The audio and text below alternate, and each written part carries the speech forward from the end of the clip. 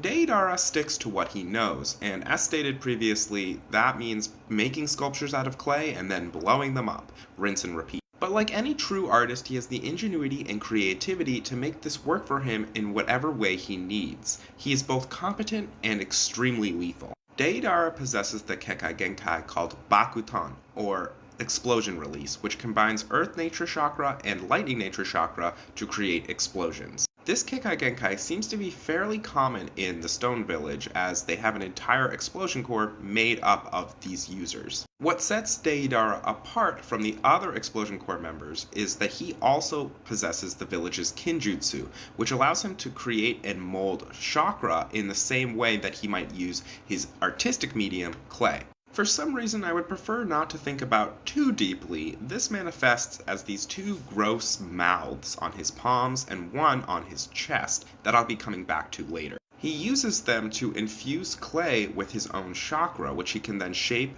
position, and detonate at will.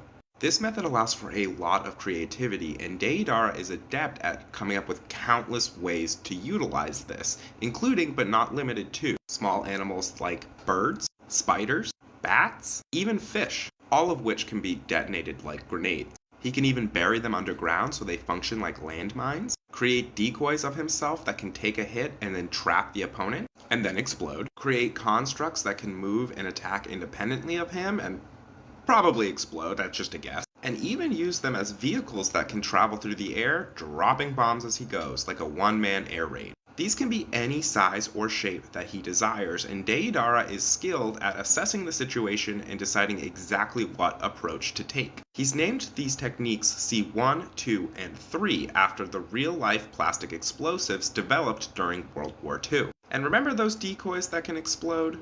They are part of a special and particularly disturbing technique he calls C4, where he creates a copy of himself that is filled with microscopic bombs that, once he explodes and ruptures, actually makes it so his opponents can inhale these bombs and get into their bloodstream. This essentially turns his opponent into a walking time bomb where he gets to decide when he detonates it.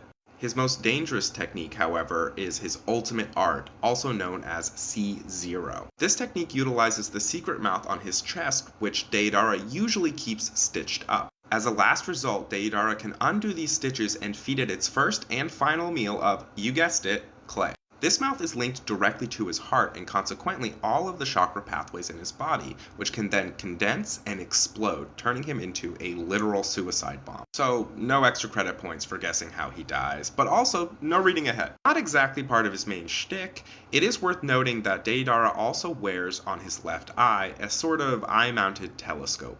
In addition to the normal telescoping functions of being able to see long distances, it's also able to negate genjutsu. He started wearing this after he lost to Itachi, which is the root of his distaste for genjutsu and the Sharingan in particular. Deidara is quite the force to be reckoned with, and next we'll cover his actual role in the plot of Naruto.